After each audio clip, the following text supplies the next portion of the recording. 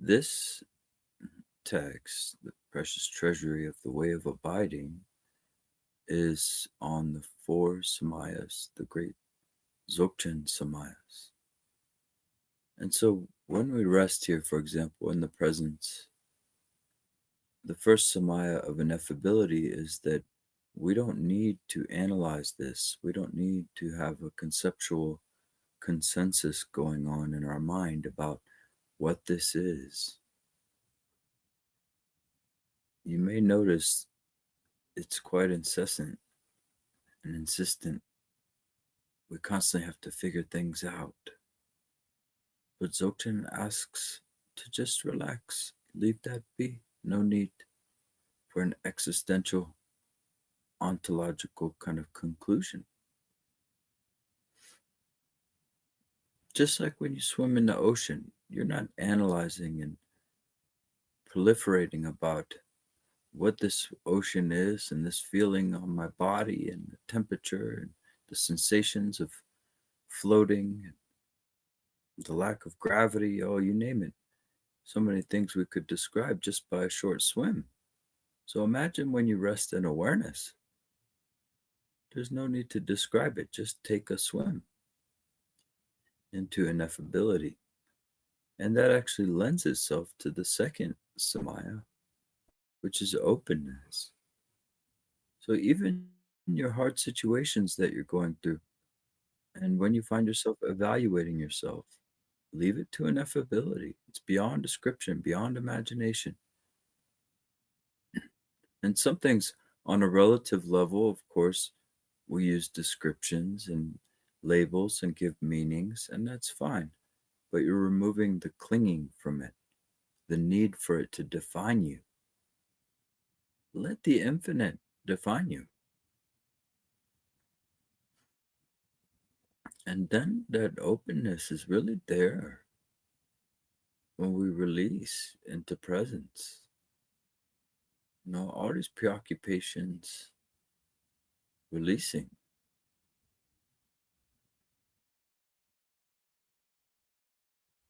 And then you have the pure presence, the third samaya, which also, by the way, is empty cognizance, pure presence. Empty cognizance is ineffable, it's open. And the third one is oneness, because your mind is all inclusive, down to the very particles and waves and electrons and all that stuff, and to space itself and the quantum noise within empty space. It's all inclusive without even trying. So awareness has a oneness there. Okay, so this section here from the Longchenpa text, translated by Chokinima, Richard Barron, say Lama Chokinima, this great translator. And now I believe we're still on pure presence, okay? So let's see what the text has for us today. And still that great line is highlighted. From now on, make no effort, since phenomenon already are what they are. Even the enlightenment of all victorious ones of the three times is spontaneously present as a supremely blissful state of natural rest. So, without depending on teachings of causality that are for less fortunate ones, look to the nature that is like space, in which nothing need be done. Given what is, there is no need to create anything further. So, in supreme spontaneous presence, uncontrived as it has always been, cut through all occurrence of and involvement with the hope and fear of ordinary mind, and gain knowledge in basic space, spontaneous presence that need not be sought. You see what I was telling you, that third samaya, you can call it pure presence or spontaneous presence, um, is beyond this sort of preoccupation and fixation with time, like the past and the future and all this, okay? But here we see the word cut. We see that in many traditions actually. And so what is it saying? This cutting. Can we scroll back up just a little bit? Uncontrived as it has always been, cut through all occurrence of and involvement with the hope and fear of ordinary mind. So you see, that tells us that awareness permeates ordinary mind or the conditioned mind, sem, right? We know as sem or marigpa or the samsaric mind, however you want to call that. And awareness is able, the reason why they call it cutting through, because it's just like if you pour water through a colander that has stuff in it, you're kind of, there's a cutting through there. The water's going through and it's catching everything. Well, in this sense, it's very similar, I think.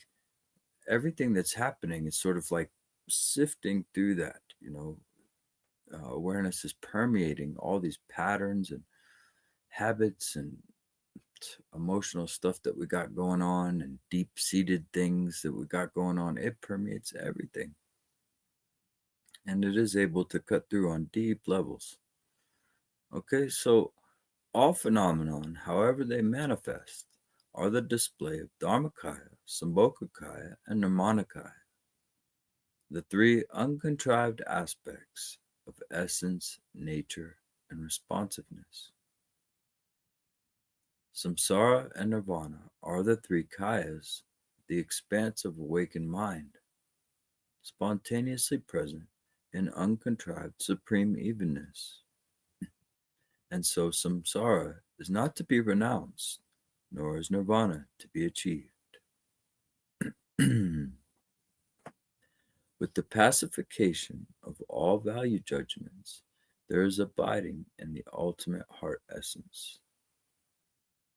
You see the value judgments, good, bad, all this stuff. Even with winning a biology contest, winning entry into a biology contest, we can just leave that be too. Yes, I suppose on a relative level, we could say, "Oh, that's nice," and da da da. But still, you don't know. You could get there, and it could be horrible. you know. So we don't entangle ourselves into hope and fear because it's bound to let us. It drives us into a kind of confusion, misorients us, to say the least. Okay, so this reveals all phenomenon within the key point, the realm of awakened mind, timelessly and spontaneously present. And see, that's what I was saying also in our meditation today, that if you're able to just be within this presence, even if you had a rough day, even if an hour ago you were in like uh, I don't know, depressed or very angry or contracted into yourself and feeling hopeless, you still, the next minute, you could access this Buddhahood, even if it's for a short time. And the more we familiarize with that, then it'll start to take over all the confusion.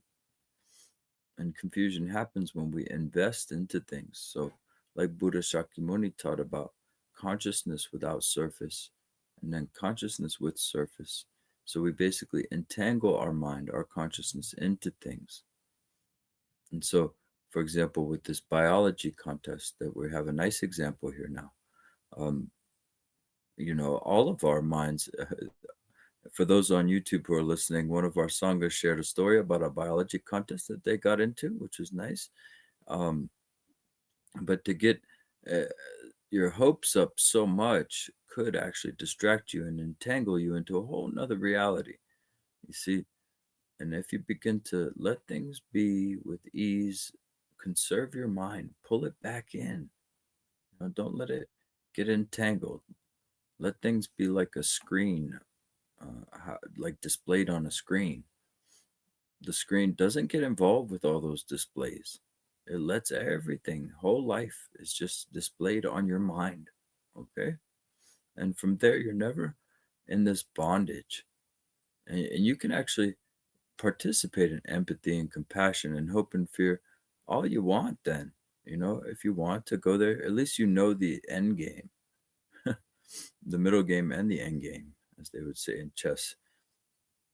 So, the five great elements and all apparent phenomenon of the universe arise timelessly as the expression of non conceptual, spontaneous presence, involving no concept of self or other, and pure in their natural vividness. They are discerned within the context of natural mind, free of deliberate effort. Do not suppress objects that manifest. Rest with the six modes of consciousness relaxed. Okay, so those are highlighted for a reason because the last time we went through this book or these source verses, uh, we decided they were worth talking about, and they are. That gives you crucial advice on, life advice from a Dzogchen point of view, or how to approach meditation and how to approach your mind, basically. So many ways to talk about that. Um, you know, I would say the best is that this is advice for what to do with your mind.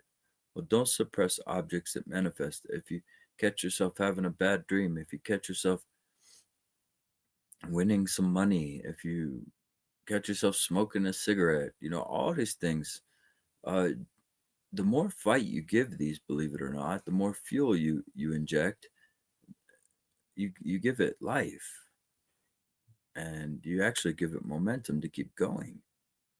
So the more you can let your current experience be, whatever it is, even if it's intense, and then including the sense world, then it says here all six modes of consciousness: your eyes, your ears, your smell, your taste, your feeling, and also this thinking and emotions. They're just all relaxing within presence, okay? So it says awareness, the origin of everything, is spontaneously present with a lucid radiance. One implication of the five sense being uncontrived, without the coming and going of thoughts, is that spontaneous presence as enlightened intent is Dharmakaya, the simultaneity of awareness and emptiness. Recognize this, be decisive, and rest free of elaboration in the pure, vast expanse of self knowing awareness, free of restriction. One implication of the uninterrupted evenness of everything that manifests, whether objects or mind, can be discerned within the interval of spontaneous presence, natural meditative stability. Now, that's a long, it sounds kind of complicated sentence there, but it says here that, let's take it back. In the vast expanse of self knowing awareness, they call self knowing awareness because as we have thoughts about it, well, those thoughts are within awareness, they're a part of it. So, this is cognizance within cognizance, basically, we could say. And one implication of the evenness of everything that manifests can be discerned within the interval of spontaneous presence. See, they call it the interval because you may have a screen, a device in front of you right now, and you have a mind that's perceiving that device, but there's a wholeness there. Within presence, there is no mind perceiving an object. It's all that trichotomy kind of mingles into one presence, one mind. See, if you're just resting here, they call that the interval. Okay. Natural meditative stability. There's no need for a subject and object because it's all within presence. So, at all times, like the course of a great river, timeless awareness, not cultivated in meditation, but spontaneously present, is uninterrupted. You see, we have Longchenpa really verifying there that we don't need to cultivate this meditation, but we have patterns in front of our awareness, karmic, mental, emotional, habitual tendencies that create clouds. You see, they create a stirring of cognizance that creates a cloud. So even though timeless awareness is here, our spinning clouds are in the way. So it's not that awareness needs to be cultivated, it's that the clouds need to be uncultivated. So the heart essence of all phenomena, the primordial expanse that occurs naturally, reaches full measure as ultimate enlightened intent, wholly positive. The source of phenomenon is awakened mind. Awakened mind is similar to space, the universal metaphor. Everything is contained within the expanse of space and is pure by nature without this entailing effort or achievement. Similarly, all outer and inner phenomena, being spontaneously present, are discerned within the context of the supreme state of imperturbable rest in the face of whatever manifests, which is beyond all objects of the imagination and does not require that anything be done, completely encompassing the enlightened intent of victorious ones, just as it is, not coming into being or ceasing, not coming or going, and so forth. Spontaneous presence is pure and unwavering meditative absorption. All phenomena are discerned within the context of nothing needing to be done. See, this is we master the art of nothing needing to be done. This is why we keep this group open. We keep this approach alive for everybody. Anybody who's participating in this approach means that we're getting good at nothing needing to be done, just leaving it be, which happens to be the remedy, the cure that they use in cognitive behavioral therapy and psychology and all this stuff. It's not popular because you can't make a lot of money by just telling people to leave it be. So I'm pretty sure the reason is it's not very marketable, or it's marketable, but it's not very profitable, we should say. But nonetheless, we have all these great teachers who preserve these lineages and all these yogis out there. That includes yogis, yoginis, and everybody in between who has managed to preserve this.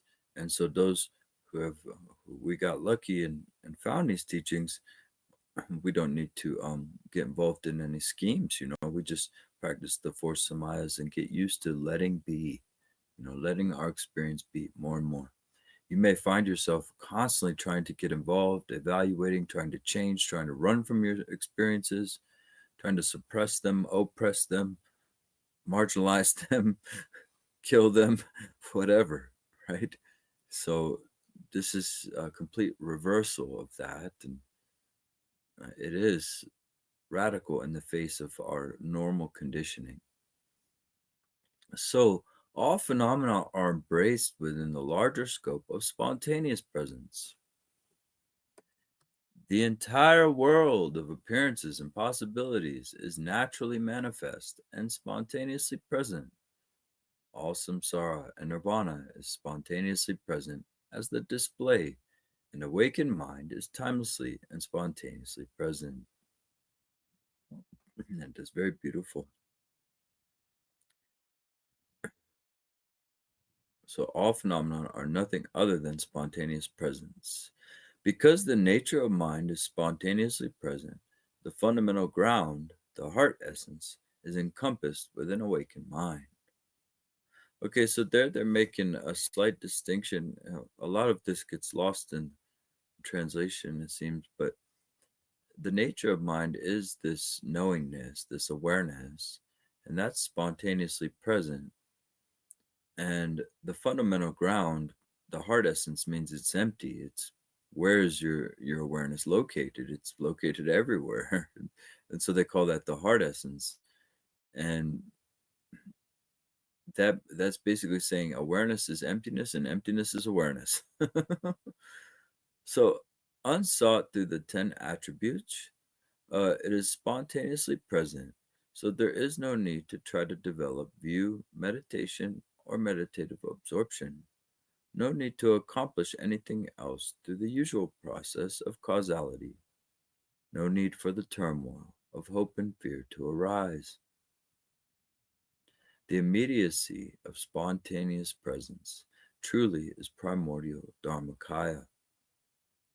In the vast expanse of the nature of mind, the unchanging realm of space, although samsara and nirvana arise naturally from the expanse of the three kayas, they never waver from the expanse of the three kayas. The display is indeterminate, a treasury of the magical expression of responsiveness, which I would associate with that with the Nirmanakaya, the display. It's a magical expression of responsiveness. So, since everything arises as a single state of wholly positive, spontaneous presence, there is mastery over samsara and nirvana, for nothing wavers in the slightest from basic space. Since everything is wholly positive, there is nothing that is not positive. The basic space of the Vajra heart essence is the spontaneous presence of everything. All phenomena are forever embraced within the larger scope of spontaneous presence. The decisive experience is, by its nature, that of spontaneous presence. Within that spontaneous presence, which has no specific nature and cannot be divided into outer or inner, all phenomena manifest naturally, are neither confirmed nor refuted, neither come nor go. So here, we have Longchenpa validating or verifying the outer and inner. The body, we can let it be part of the earth and the wind and the fire. We have all these elements. We're mostly space and water. And we also have some fire that digests and things like that. And the air is our breath. And so we're a part of all these elements, yet we create a pretty strong border that disconnects us from the world, or seemingly disconnection. Uh, we're never going to be disconnected in that way, right? But the mind itself is not limited to that elemental sort of framework, those boundaries. Yeah. So the infinite expanse has no division into above or below. And I think that's very beautiful right there too. People always pointing up, and I always look up like, where? I don't see anything. Uh, Thank God. And then I look up, where is he? Did you see him? But we don't ever say, thank God, everywhere. God, everywhere. God's always somewhere else, right? We have to reach somewhere else to get to divinity. This is the great trick that's been played on us. Divinity is stationary. You don't need to go anywhere to get it. It's beyond time and space, all right? That's why it says unrestricted, all encompassing. Yeah. So the infinite expanse has no division into above or below. It is thoroughly indeterminate and completely unrestricted. It cannot be characterized as something, for it is inexpressible and beyond imagining. Because phenomenon are originally pure in essence and spontaneously present by their very nature, they are free of the limitations of the four alternatives: existence, non existence, affirmation, or denial. This is the nature of non dual awakened mind. See, and if you notice our conceptual proliferation, and when we get really stuck on how something should be, it's always going to be asserting one of those four. If you go back up a little bit there, Yeshi, it says existence, non-existence. You're saying, yes, this is how it is, and a lot of times we want life and things to go a certain way, and when they don't, we feel quite jumbled by that. We get really disoriented, whether we get upset or confused or withdrawn. It's usually because we have some idea in our mind about how things should be going, and they're not going that way. So the best idea there is to release and say, you know what, maybe my little mind does not have it all figured out, and possibly maybe I can't figure it all out. Maybe it's part of a larger scope than my thinking mind, and I'm just going to let it be. That's non-dual awakened mind. We don't need to have an existence, non-existence. We don't need to affirm or deny things ultimately. Okay. So original purity in its essence has never existed as anything. Rather, its nature, like that of space, is primordially pure. Remember, Buddha nature, your awareness, that cognizant aspect. Everybody says, well, I had all these thoughts. I wasn't resting in awareness. Well, how did you know you had all those thoughts? There was a cognizance within cognizance there. That's what we can start to see. And that cognizance has to be pure so you can have all your impure thoughts. Pure and impure thoughts. You need some kind of pure basis, yes. So spontaneous presence in its essence has not been created by anyone. Rather, its mode of arising is unceasing, so that anything whatsoever can manifest. Now, that's a wonderful line right there for you creative. Everybody's creative, actually. So you can consider this body as a painting. I think there's a book by Namkyn Norbu called Rainbow Painting, or was that Tulku Organ Rinpoche, actually? Yeah, but that's a reference to how this is the five lights and we're in this. So you created this body, and then with this body, we create art in our image. We're basically creating images that are our creation already. So it's like an inception. It's a multi-dimensional creativity happening there. And that's why art is so precious, because we're just doing what we're already doing. I think I just fried my own bacon. Okay. So anyway, interesting stuff. I would frame that line in a painting or something like that. It's so beautiful. So I mean, cannot be created by anyone. You see, we also have these implanted ideas that all this started somewhere. Why can't it be timeless? The ancient Dharma tells us it's timeless. They always talk about beginningless time, the fourth time, beyond the three, and then happens to be science also going there. So yeah, your mind is like an endless sun. It's always going to have energy that responds to your cognition, co-emergently, and whatever is there, it's manifesting as a display. You know, and that can be multidimensional. Just look at when you go to sleep and you dream of the mountains, and then you go hike the mountains that you're dreaming of, and then have thoughts about the mountains that you're hiking and dreaming of. Yeah, this is multidimensional mind we have here.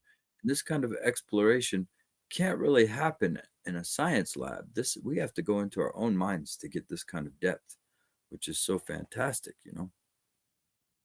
So the origin of all samsara and nirvana is atemporal, with no beginning or end. Oh, we have, yeah, Tulku Organ Rinpoche. Okay, thank you, Yeshi. Rainbow Painting was a book by Tulku Organ Rinpoche. I think I dug into that one a while ago, but if I remember right, it really goes into that Togya aspect of this reality being kind of a luminous reification, or if you're awakened and enlightened, it doesn't have to be a reification. So, spontaneous presence, unborn and indeterminate, is the ultimate ground of being. The way things arise without beginning or end cannot be suppressed. The way things are without beginning or end has no frame of reference.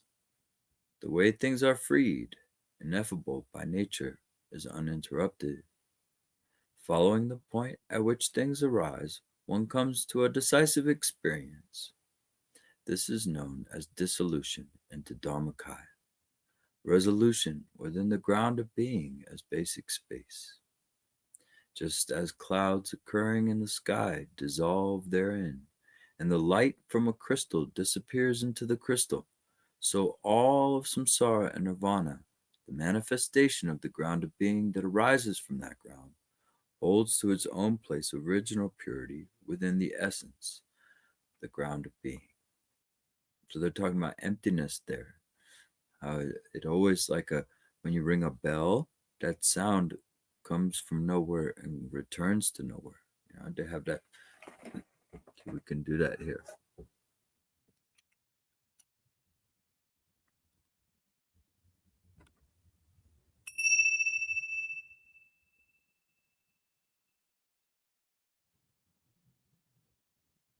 Just coming back and going back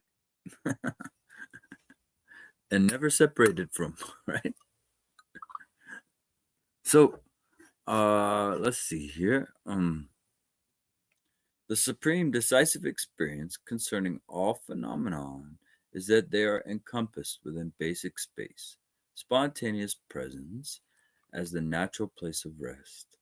Ah, I like that. So that's where we arrive to. We arrive to spontaneous presence. Just like a bed. You go into your room, you lay on your bed. You found that bed. You found that place of rest. Well, pure presence is the mind's ultimate place of rest, okay? All right, so I think we can pause there.